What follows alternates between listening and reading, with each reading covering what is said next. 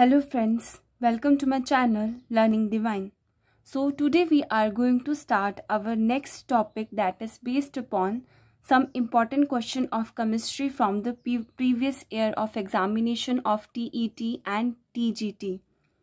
So friends, आपके लिए ये वाले क्वेश्चन बहुत ही ज़्यादा इम्पॉर्टेंट है क्योंकि ये मैंने पिछले 10 सालों से जो भी TET या फिर TGT में आए हैं वहाँ से लिए हैं. Before that, if you're new to my channel, please subscribe my channel, and if you like my video, then please comment on it, share it and like it. So let's get started. सबसे पहले video को and तक देखिएगा क्योंकि इसमें बहुत ही ज़्यादा important questions हैं और बहुत ही ज़्यादा इम्पॉर्टेंट कंसेप्ट हैं जिसमें हमें हमेशा कोई ना कोई दिक्कत रहती है. ओके, सो हमारा फर्स्ट क्वेश्चन ये है कि which of the following among the alkyl metal is most reactive. जो एल्कली मेटल होती है या फिर एल्काइल मेटल होती है उनमें से सबसे मोस्ट रिएक्टिव मेटल कौन सी होती है. जैसे कि हमें पता है पीरियोडिक टेबल हम पढ़ चुके हैं या फिर हमें पता है जब भी हम टॉप टू बॉटम जाते हैं तो क्या करता है, एटॉमिक साइज जो है वो क्या करता है, इंक्रीज करता है. तो जब भी किसी एलिमेंट का एटॉमिक साइज इंक्रीज करेगा तो ऑब्वियस है जो न्यूक्लियस उसके इलेक्ट्रॉन्स को खींचने के लिए फोर्स लगाएगी वो कम होती जाएगी क्योंकि जितने दूर इलेक्ट्रॉन्स जाएंगे उतनी ही न्यूक्लियर फोर्स क्या होगी, कम होगी. तो वो क्या करेगा, अपने इलेक्ट्रॉन्स को जो है वो ज़्यादा इजीली रिएक्ट करा सकता है या फिर ज़्यादा इजीली लूज कर सकता है. ठीक है, एज़ कम्पेयर टू वो एलिमेंट्स जो कि टॉप पे हों या फिर जिनका साइज जो है वो छोटा हो. तो जब हम एल्कली मेटल्स की बात करते हैं तो सबसे पहले लिथियम आता है, फिर सोडियम आता है, फिर पोटेशियम, फिर रुबिडियम, फिर सीजियम. तो सबसे बड़ा साइज किसका है इन सब में से, सीजियम का साइज है. तो इसलिए ये क्या हुआ, मोस्ट रिएक्टिव हुआ क्योंकि इसका साइज सबसे बड़ा है और ये जो है वो रिएक्शन कराने के लिए अपने इलेक्ट्रॉन्स को क्या कर सकता है, इजीली डोनेट कर सकता है. ओके, हमारा नेक्स्ट क्वेश्चन है a solution reacts with crushed egg shell to give a gas that turn lime water milky the solution contains. इसका मतलब है अ सॉल्यूशन, कोई भी सॉल्यूशन रिएक्ट करता है क्रश्ड एग के साथ. ठीक है, टू गिव अ गैस, हमको उससे गैस मिलती है. कौन सी गैस मिलती है, that turn lime water milky, जो कि लाइम वाटर को क्या करती है, मिल्की करती है, मतलब दूधिया बनाती है. तो हम सबको ये पता है कि कार्बन डाइऑक्साइड वो गैस होती है जो कि लाइम वाटर को क्या करती है, मिल्की बनाती है. चलो हम ये रिएक्शन करके देखते हैं. अब कौन सा सॉल्यूशन है जो इसके साथ रिएक्ट करेगा.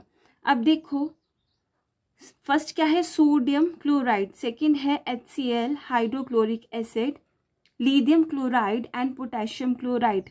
तो जब भी कोई क्रश्ड एग या फिर क्रश्ड एग का फॉर्मूला क्या होता है, कैल्शियम कार्बोनेट. जब कैल्शियम कार्बोनेट किसी एसिड या फिर HCl के साथ रिएक्ट करता है तो कार्बन डाइऑक्साइड गैस निकलता ही निकलता है. और यहाँ पे कौन सी गैस बताई है हमें, जो कि लाइम वाटर को मिल्की कर रही है. तो इसमें से कौन सी सॉल्यूशन होगा जिसको हम रिएक्ट कराएंगे क्रश्ड एग के साथ, HCl, क्योंकि बाकी सब तो एल्कलाई अर्थ मेटल हैं, एल्कलाई मेटल है सॉरी, जैसे सोडियम, लिथियम, पोटेशियम, ये क्या है, एल्कलाई मेटल है. और इसमें से सिर्फ और सिर्फ एसिड कौन है, HCl. सो ये इक्वेशन हम करके देखते हैं. जब क्रश्ड एग का फॉर्मूला क्या होता है, कैल्शियम कार्बोनेट. क्या फॉर्मूला होता है, कैल्शियम कार्बोनेट.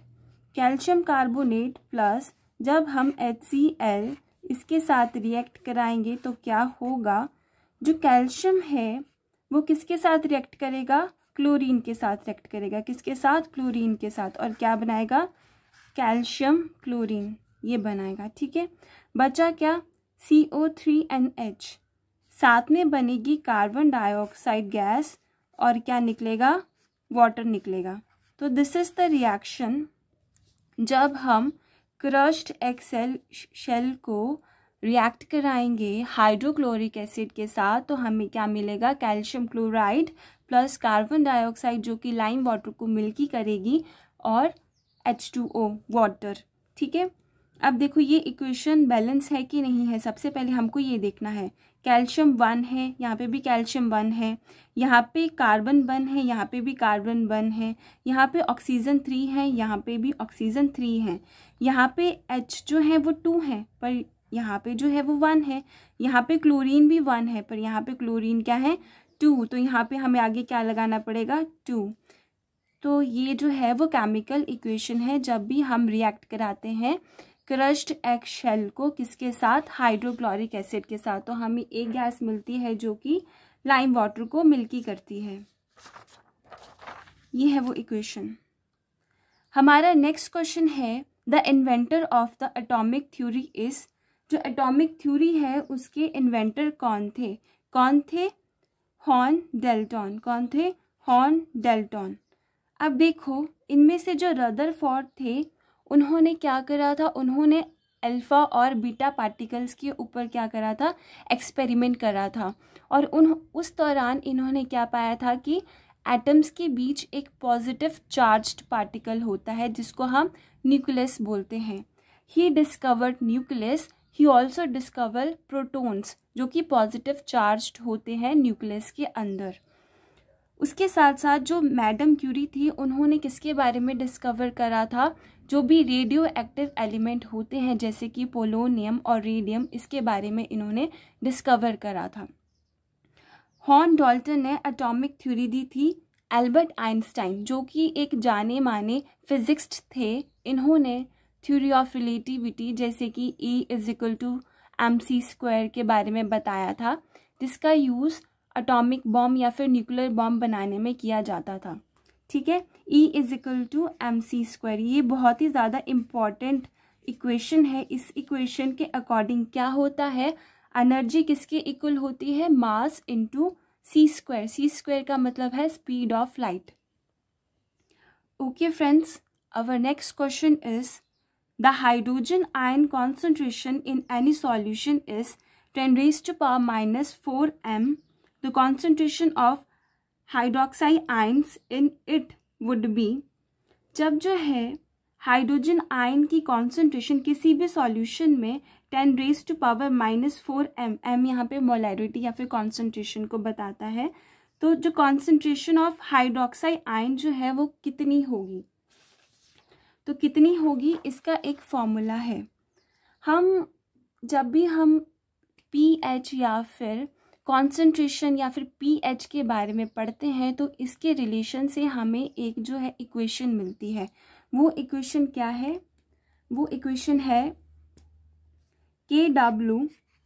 KW जो है वो किसके इक्वल होता है, concentration of H positive ion and concentration of OH negative ion, किसके इक्वल होता है, concentration of H positive ion and concentration of OH negative ion. यहाँ पे KW क्या है, डिसोसिएशन कांस्टेंट ऑफ वाटर, क्या है, डिसोसिएशन कांस्टेंट ऑफ वाटर, कि वाटर में H पॉजिटिव आयन कितने डिसोशिएट हुए हैं या फिर OH नेगेटिव आयन जो है वो कितने डिसोशिएट हुए हैं।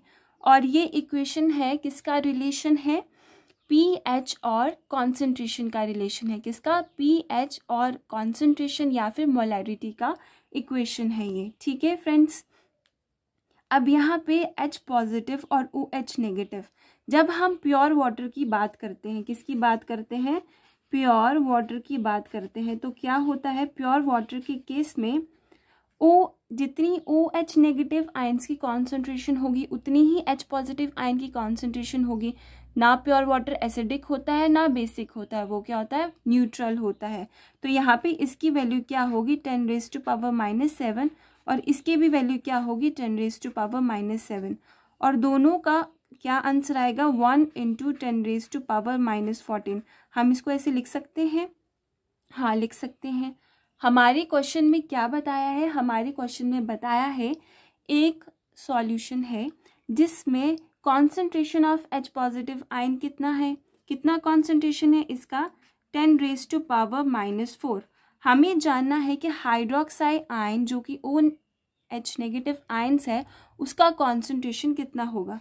अब हमको पता है इन दोनों के कॉन्सेंट्रेशन को मल्टीप्लाई करके ऑलवेज वैल्यू क्या आती है, 10⁻⁻14। क्या वैल्यू आती है? 10⁻⁻14। अब हम 10⁻⁻4 को किससे मल्टीप्लाई करें कि 10⁻⁻14 आए? कैसे करेंगे? इसको x मान लेते हैं, ठीक है। जब ये दूसरी साइड गया तो x will be equal to 10⁻⁻14 upon divide होगा 10⁻⁻4। जब भी हम बोलते हैं कि जब बेस सेम हो तो पावर, अगर कुछ भी चीज़ डिवाइड हो रही हो और बेसिस आर सेम, तो पावर क्या करती है? हमेशा सब्सट्रैक्ट करती हैं। क्या करती हैं? हमेशा सब्सट्रैक्ट करती हैं। 10⁻⁻14 माइनस का 4, तो इसका आंसर क्या आएगा? 10⁻⁻14 प्लस 4 और टोटल आंसर आएगा 10⁻⁻10। तो यहाँ पे जो हाइड्रोक्साइल आयन की कॉन्सेंट्रेशन कितनी हुई? 10⁻⁻10। क्या हुई? 10⁻⁻10। और ये कॉन्सेंट्रेशन कैसे आई? इस इक्वेशन के जरिए आई। ओके, इसका आंसर क्या है? 10⁻⁻10। क्या आंसर इसका? 10⁻⁻10। Our next question is the ion that is isoelectronic with COS। अब सबसे पहले इसमें हमको पता होना चाहिए कि आइसोइलेक्ट्रॉनिक क्या होता है। आइसोइलेक्ट्रॉनिक वो होता है जिनकी इलेक्ट्रॉनिक कॉन्फ़िगरेशन या फिर नंबर ऑफ इलेक्ट्रॉन्स क्या होते हैं? सेम होते हैं। उनको हम क्या बोलते हैं? आइसोइलेक्ट्रॉनिक आयन बोलते हैं, ठीक है। अब हमें जानना है कि कौन सा ऐसा एलिमेंट है या फिर कौन सा ऐसा आयन है, किसी एलिमेंट का आयन जो कि क्या है? आइसो इलेक्ट्रॉनिक है। किसके साथ? CO के साथ। सबसे पहले हमको जानना होगा कि इसके नंबर ऑफ इलेक्ट्रॉन्स क्या होने चाहिए? सेम होने चाहिए। जब हम बात करते हैं CO की बात करते हैं तो ये किससे बना है? कार्बन से बना है और ऑक्सीजन से बना है। कार्बन में कितने नंबर ऑफ इलेक्ट्रॉन्स होते हैं? 6। वैसे ही ऑक्सीजन में कितने नंबर ऑफ इलेक्ट्रॉन्स होते हैं? 8। 6 + 8 = कितने? 14। अब हमें जो है जो भी ऑप्शन में जिनके भी इलेक्ट्रॉन्स या फिर नंबर ऑफ इलेक्ट्रॉन्स 14 आएंगे वो जो है आइसो इलेक्ट्रॉनिक होगा। किसके आइसो इलेक्ट्रॉनिक होगा? CO के। सो ठीक है, हम फर्स्ट स्टार्ट करते हैं O2 पॉजिटिव के साथ। किसके साथ? O2 पॉजिटिव के साथ। O2 पॉजिटिव ये किससे बना है? 2 ऑक्सीजन एटम से बना है, ठीक है। ऑक्सीजन में कितने इलेक्ट्रॉन्स होते हैं? 8 इलेक्ट्रॉन्स होते हैं, पर यहाँ पे पॉजिटिव भी है, मतलब एक ऑक्सीजन ने अपना 1 इलेक्ट्रॉन क्या कर दिया है? डोनेट कर दिया है। तो यहाँ पे क्या आएगा? 7। तो 8 + 7 जो है वो किसके इक्वल होते हैं? 8 + 7 = 15। 15 के इक्वल होते हैं। तो O2 positive is not the answer. Second option क्या है? CN negative. क्या है? CN negative. यहाँ पे C में कितने इलेक्ट्रॉन्स होते हैं? 6 इलेक्ट्रॉन्स होते हैं। अब देखो नाइट्रोजन में कितने इलेक्ट्रॉन्स होते हैं? 7 इलेक्ट्रॉन होते हैं, पर इसके ऊपर क्या चार्ज है? नेगेटिव का चार्ज है। इसका मतलब ये है कि इसने 1 इलेक्ट्रॉन किसी से लिया है। तो नंबर ऑफ इलेक्ट्रॉन्स कितने हुए? 8 हुए। तो 6 + 8 = 14। यहाँ पे भी 14 है, यहाँ पे भी 14 है। तो आंसर आ गया CN नेगेटिव आइसो इलेक्ट्रॉनिक है। किसके साथ? CO के साथ। CN नेगेटिव क्या है? आइसो इलेक्ट्रॉनिक है CO के साथ। हमारा नेक्स्ट क्वेश्चन है which of the following is not an organic acid. इनमें से कौन सा जो है वो एक ऑर्गेनिक एसिड नहीं है? सो फ्रेंड्स, सबसे पहले हमें पता होना चाहिए कि ऑर्गेनिक कंपाउंड्स क्या होते हैं। ऑर्गेनिक शब्द क्या है? ऑर्गेनिक, जैसे कि हमने अपनी पिछली वीडियो में पढ़ा था, ऑर्गेनिक कंपाउंड्स क्या होते हैं? जो कि कार्बन प्लस हाइड्रोजन के कॉम्बिनेशन से बने होते हैं। तो ये बात है, अगर इन एसिड में कार्बन या फिर हाइड्रोजन होगा तो ये ऑर्गेनिक है। अगर इनमें से कुछ नहीं है तो ये क्या है? इनऑर्गेनिक है। तो सबसे पहले हम किसकी बात करते हैं? टार्टरिक एसिड की बात करते हैं। टार्टरिक एसिड का केमिकल फॉर्मूला क्या होता है? टार्टरिक एसिड का केमिकल फॉर्मूला होता है C4H6H6। क्या फॉर्मूला होता है? C4H6H6 क्या है? टार्टरिक एसिड का फॉर्मूला है। और जो है ये किस में जो है पाया जाता है, ग्रेप्स में पाया जाता है। अब इसमें कार्बन भी है और हाइड्रोजन भी है, तो it is an organic compound. ये क्या है? एक ऑर्गेनिक एसिड है। सेकेंड एसिड कौन सा है? Oxalic acid. ऑक्सैलिक एसिड का फॉर्मूला क्या होता है? COOH COOH। ऑक्सैलिक एसिड कहाँ पाया जाता है? टोमेटोस में पाया जाता है। इसमें भी कार्बन भी है और हाइड्रोजन भी है, तो ये क्या है? एक ऑर्गेनिक एसिड है। नेक्स्ट एसिड कौन सा था? Ascorbic acid. कौन सा था? Ascorbic acid. एस्कॉर्बिक एसिड का फॉर्मूला क्या होता है? C6H8O6। क्या फॉर्मूला होता है इसका? C6H8O6 इसका फॉर्मूला होता है। एस्कॉर्बिक एसिड जो है उससे हमें क्या मिलता है? विटामिन C मिलता है, और ये किस में पाया जाता है? आंवला में पाया जाता है। जो विटामिन C है उसका नाम जो है वो एस्कॉर्बिक एसिड भी हम उसको बोलते हैं। ओके, अब नेक्स्ट ऑप्शन क्या है? Nitric acid. This is also an organic acid, क्योंकि इसमें क्या है? कार्बन भी है और क्या है? हाइड्रोजन भी है। नाइट्रिक एसिड का केमिकल फॉर्मूला क्या होता है? HNO3। इसमें हाइड्रोजन तो है पर इसमें क्या है? कार्बन नहीं है, तो ये क्या है? एक इनऑर्गेनिक एसिड है। This is not an organic acid. तो आंसर क्या है? Nitric acid. हमारा नेक्स्ट क्वेश्चन क्या है? Question number 7। Typical elements belong to the dash period, या फिर टिपिकल एलिमेंट्स कौन से पीरियड से बिलोंग करते हैं? सबसे पहले हमें पता होना चाहिए कि टिपिकल एलिमेंट्स होते क्या हैं। टिपिकल एलिमेंट्स वो एलिमेंट्स होते हैं जिनकी ऑक्सीडेशन स्टेट जो है वो फिक्स्ड होती है। अगर उनकी ऑक्सीडेशन स्टेट 2 पॉजिटिव है तो 2 पॉजिटिव ही रहेगी, अगर 3 पॉजिटिव है तो 3 पॉजिटिव ही रहेगी। टिपिकल एलिमेंट जो है वो थर्ड पीरियड में होते हैं। कौन से पीरियड से बिलोंग करते हैं? थर्ड पीरियड से बिलोंग करते हैं, जो कि क्या है? जिसमें कौन कौन आते हैं? Sodium, aluminium, silicon, phosphorus, sulphur, chlorine and argon. ये सब क्या है? टिपिकल एलिमेंट्स हैं, और ये कौन से पीरियड से बिलोंग करते हैं? थर्ड पीरियड से बिलोंग करते हैं। हमारा नेक्स्ट क्वेश्चन है, the reaction between alcohol and carboxylic acid is. Alcohol और कार्बोक्सिलिक एसिड के साथ जब हम रिएक्शन करते हैं तो हमें क्या मिलता है, या फिर हम उस रिएक्शन को क्या बोलते हैं? अब देखो फ्रेंड्स, कार्बोक्सिलिक एसिड का फॉर्मूला क्या है? RCOOH।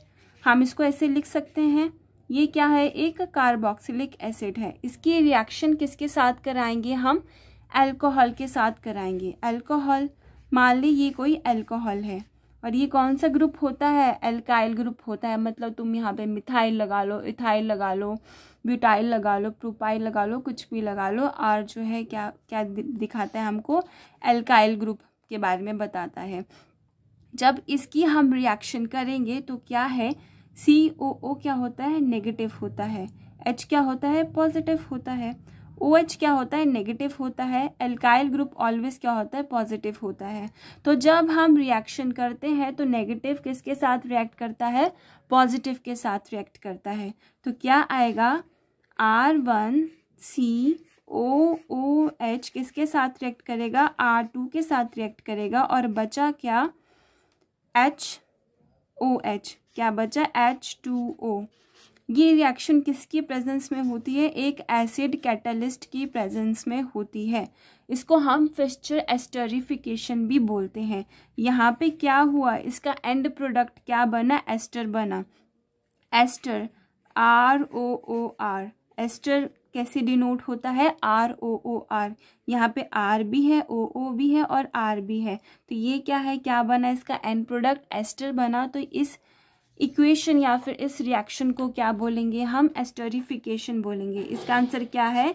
एस्टरिफिकेशन। जबकि हाइड्रोलाइसिस का मतलब ये होता है जिस भी रिएक्शन में वाटर का यूज़ हुआ हो। अमोनोलाइसिस का मतलब होता है जिस भी रिएक्शन में अमोनिया का यूज़ हुआ हो, और हाइड्रोजनेशन का मतलब होता है जिस भी रिएक्शन में हाइड्रोजन का यूज़ हुआ हो। Okay friends, our next question is the mass of one Avogadro number of helium atom is. जो मास है एक Avogadro number of helium atom का क्या होगा? हमको पता है हीलियम का एटॉमिक नंबर कितना होता है, हीलियम का एटॉमिक नंबर होता है 2। इसका एटॉमिक मास कितना होता है 4, क्या होता है 4 होता है इसका एटॉमिक मास। पर 1 Avogadro number, the mass of 1 Avogadro number.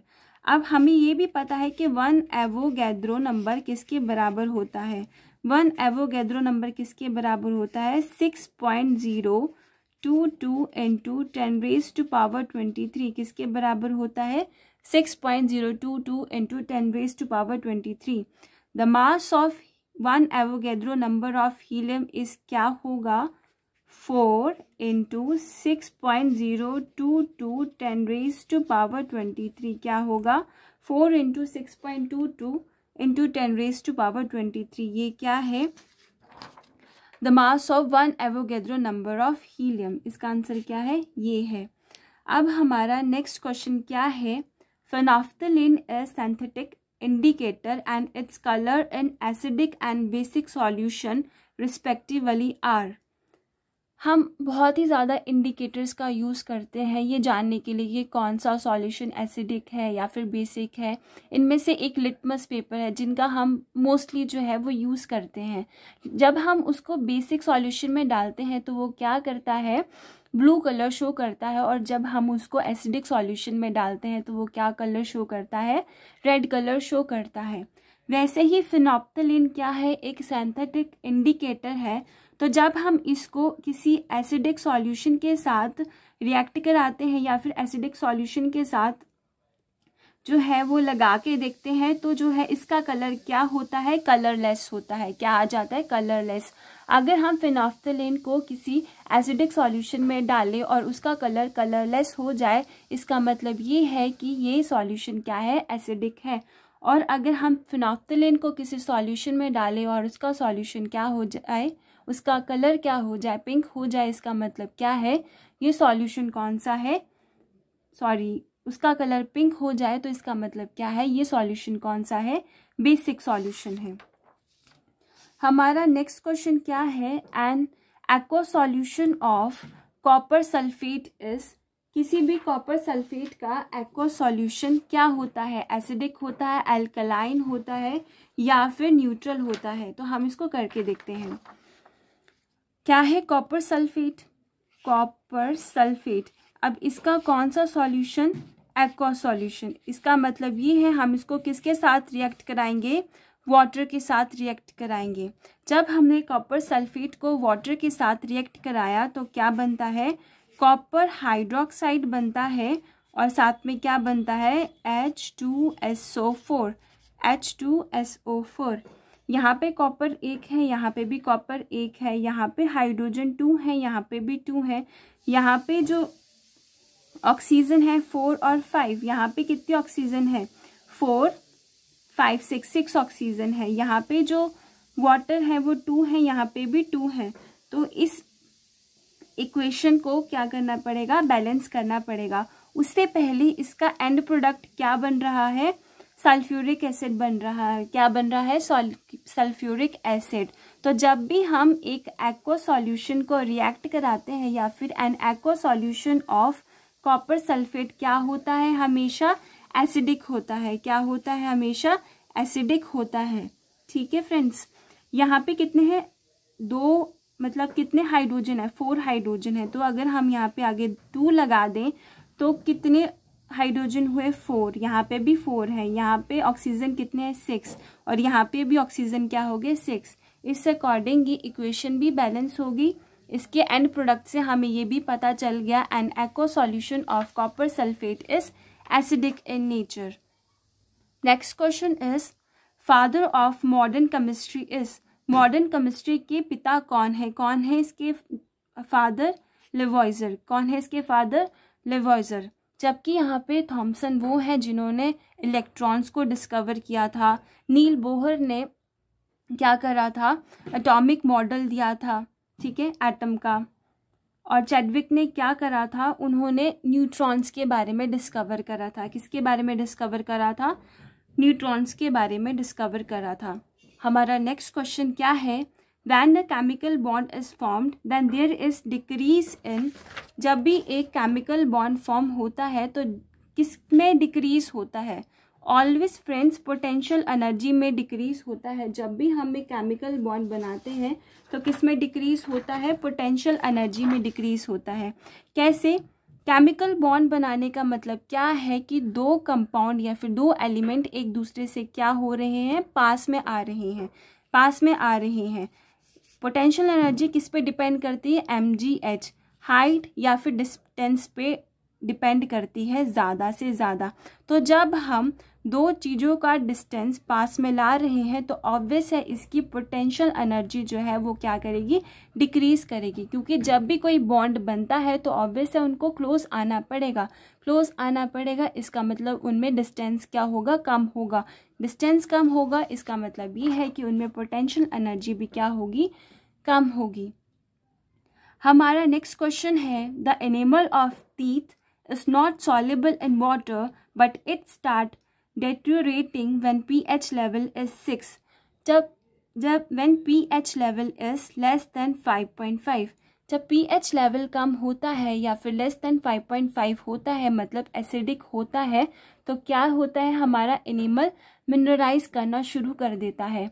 क्योंकि जब भी हम खाना खाते हैं तो उसके पार्टिकल्स हमारे मुंह में रह जाते हैं और जो कि क्या एसिडिक नेचर बनाते हैं। और ये बहुत ही अच्छा टेम्परेचर या फिर नेचर होता है किसी भी बैक्टीरिया के ग्रो करने पर। इससे क्या होता है? कैविटी होती है, मिनरलाइजेशन ऑफ एनिमल होता है, क्योंकि हमारा सलाइवा वहाँ तक पहुँच नहीं पाता। और इसलिए जो है हमें जो है अपने दांतों का ख्याल रखना चाहिए, हमें दिन में 2 बारी ब्रश करना चाहिए। हमारा नेक्स्ट क्वेश्चन क्या है? हमारा नेक्स्ट क्वेश्चन है, in butanone which functional group is there? Butanone में कौन सा फंक्शनल ग्रुप है? तो सबसे पहले ब्यूटेनॉन को हम कैसे लिख सकते हैं? ब्यूट का मतलब 4 कार्बन होंगे इसमें, 1 2 3 4 कार्बन होंगे। जब नोन का मतलब होता है कीटोन, कीटोन, इसका आंसर है कीटोन। वो कैसे हुआ? जब ये ऐसे होगा, ब्यूटेनॉन, ये है इसका केमिकल फॉर्मूला। ब्यूटेनॉन का केमिकल फॉर्मूला क्या है? ये कीटोन में क्या होता है? जो भी कार्बन होता है उसके ऊपर डबल बॉन्ड ऑफ O होता है और इर्द गिर्द क्या होते हैं? एल्काइल ग्रुप होते हैं। क्या होते हैं? एल्काइल ग्रुप होते हैं। तो ब्यूटेन का क्या है? केमिकल फॉर्मूला ये है। इस कार्बन के इर्द गिर्द क्या है? ये एल्काइल ग्रुप है और ये एल्काइल ग्रुप है। तो ये कौन से फंक्शनल ग्रुप को बताता है? कीटोन के फंक्शनल ग्रुप को बताता है। जबकि अल्कोहल जो है वो OH से डिनोट होता है, कार्बोक्सिलिक एसिड COOH से डिनोट होता है, और एल्डिहाइड को हम कैसे डिनोट करते हैं? HCOH भी करते हैं या फिर RCOH भी करते हैं। मतलब इसमें जो है एक ग्रुप जो है वो एल्काइल होता है पर दूसरा हमेशा हाइड्रोजन होता है, या फिर दोनों क्या होते हैं? हाइड्रोजन होते हैं। सो फ्रेंड्स, आज के लिए सिर्फ इतना ही। होप आपको वीडियो अच्छी लगी हो। अगर फिर भी आपको कोई इन क्वेश्चन के रिलेटेड क्यूरी हो तो प्लीज़ कमेंट सेक्शन में लिख दीजिएगा। और मेरी नेक्स्ट वीडियो के लिए आप प्लीज़ बेल आइकन पे क्लिक कीजिएगा, तभी आपको नए अपडेट्स मिलेंगे। सो नेक्स्ट में और ज़्यादा इम्पॉर्टेंट क्वेश्चन की वीडियो लेके आऊँगी ताकि आपको और ज़्यादा बेनिफिट हो।